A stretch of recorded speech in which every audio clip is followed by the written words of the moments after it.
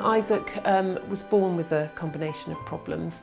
He's severely disabled, he has severe learning difficulties, he is unable to walk or talk, although the prognosis is quite poor, he's a surprisingly happy little chap, and he's very sunny, he's always laughing and enjoying himself.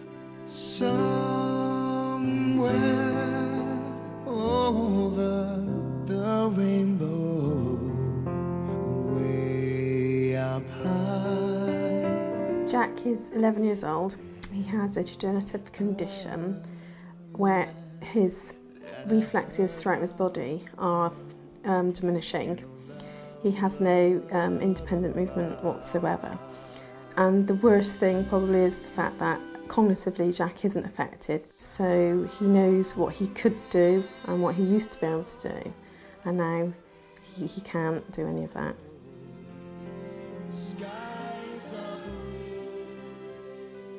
She's disabled, and I have to help Mummy look after her by giving her oxygen in case she has a fit, and I always help to make her laugh and giggle in the bath. And she's the really nicest to have in the whole wide world.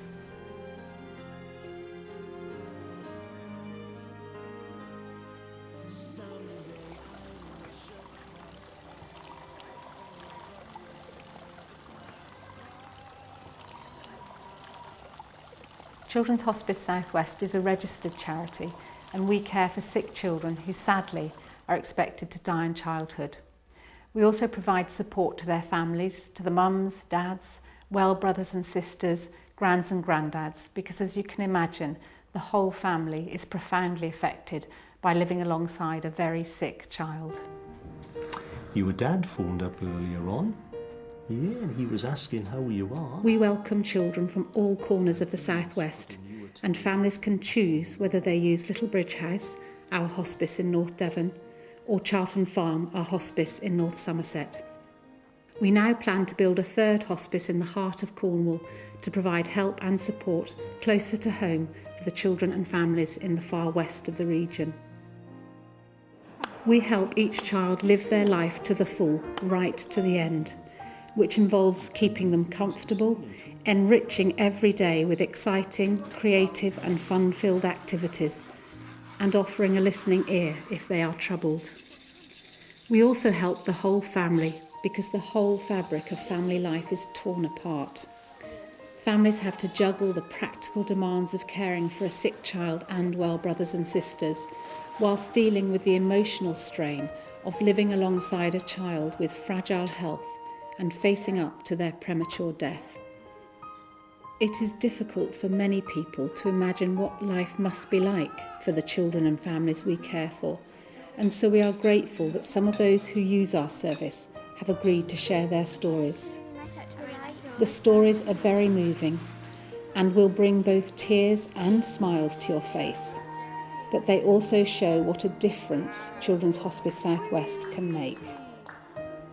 Sadly, the need for hospice care will never go away, but with your help, we can be there alongside the children and families whenever they need us. Put that little bit of glue in there, and then try and glue that together. Hold it together. Yeah, but we can do that later. I think the girls would probably describe Little Bridge House as their favourite place in the world. Bethany and Kerry are identical twins, and they have a condition called spinal muscular atrophy. They've never been able to walk, so they've always had to use a wheelchair, and they just rely on us for all their personal care, for washing, dressing, bathing. I mean, they are a joy. They are a real joy, but it is hard work, and it's a constant. You know, there's never a day off, apart from when we come here. They're usually very bubbly girls, but we get the times when they're stressed out and they're upset about things. They get frustrated. They're getting older now. They're almost teenagers, you know, and they've got all the emotions to deal with around that as well. And to come here, they just relax and they just have great fun. Bye, Aslan. Well, usually we're quite exhausted when we get here, But just walking through the front door, I feel my shoulders drop and it's as though a weight has been lifted off me. Paul and I get a chance to be a proper couple and do things together, and the girls get to have a bit of fun, and I think that's what makes it special as well, because we know that the girls are really enjoying themselves, and that enables us to relax and you know, have a rest, get a good night's sleep, which is really important. We've been coming for about 3 or 4 years, and we just love it here because it's so happy and jolly and everyone's smiling all the time. I like it so much. I'd really, really, really like to live here. It's so lovely here. Yeah, the same.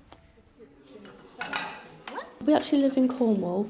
It's about a 2.5-hour trip for us to get to Littlebridge House, which can be quite tiresome sometimes for the girls. You know, they're strapped into the vehicle for 2.5 hours. They get a bit uncomfortable. If there's a hospice in Cornwall, it will just make the journey a lot easier because it's just like a few minutes away probably for some people, and it will be so nice for them because it's like coming here. It could just be a break for everyone, really. And if some people are really ill, it won't be such a long journey because then there won't be that much pain.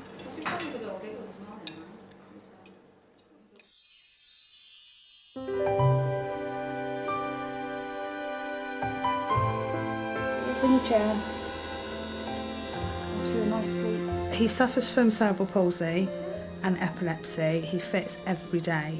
He's more controlled now than he was, but one seizure, he could have 1 seizure a day, he could have 15 seizures a day, and sometimes they go on longer than they should, so he ends up being rushed into hospital.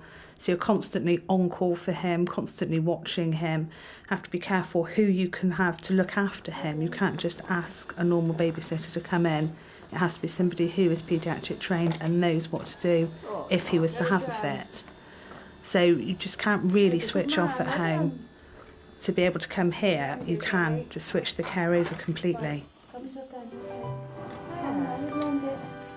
He's had his trachea tube put in last year to help with his breathing, and it has helped remarkably. That is a big weight off our minds since that went in. But that is more training and more care and more constant watching, because he can block, and that is his only way of breathing now.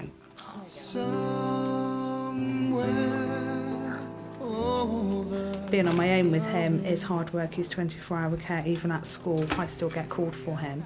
So being able to come here and just switch off and leave the care team to look after him is just such a help, and being able to have lie-in in the morning and not worry about him does help me remarkably.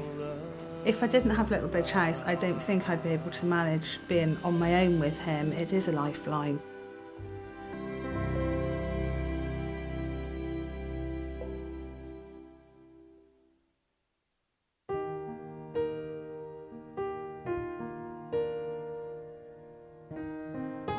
Sophie is 4.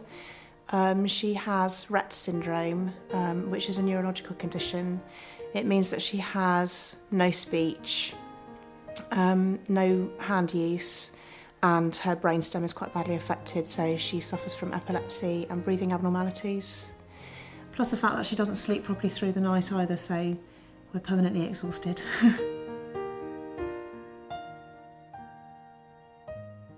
Sophie likes the sensory room because it's all nice to play in there, and the reason why she goes in there so much is because when you're disabled you like to play with things that are feely and touchy, and she really likes to enjoy her time in there.